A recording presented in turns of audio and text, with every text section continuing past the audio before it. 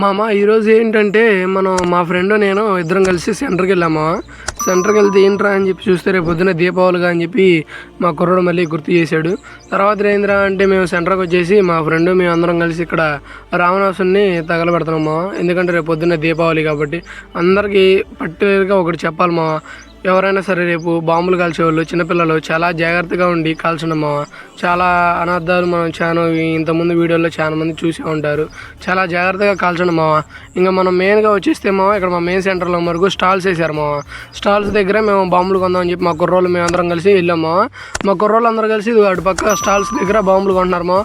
మేము ఇక్కడ ఒకసారి బాగా నచ్చితే మాకు ఇక్కడ వచ్చి రేట్ మాడుతున్నాము. మా కుర్రోళ్ళు మేమైతే మా ముగ్గురు వచ్చాము. నేను మా ఫ్రెండ్ ఇంకో ఫ్రెండ్ వచ్చాము. మా ముగ్గురు ఇంకో కుర్రోళ్ళు అయితే మరుగు అటు పక్క వెళ్ళి ఇంకోసారి కొంటున్నారు మామ.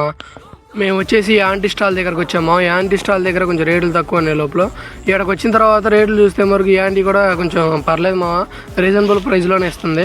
ఇక్కడ వచ్చేసి రోడ్డు మీద ఒకటి పెట్టాము మేము, ఈ లైట్లు బ్లింక్ అవుతుందని చెప్పేసి ఒకటి కొత్తగా వచ్చిందని బాంబు.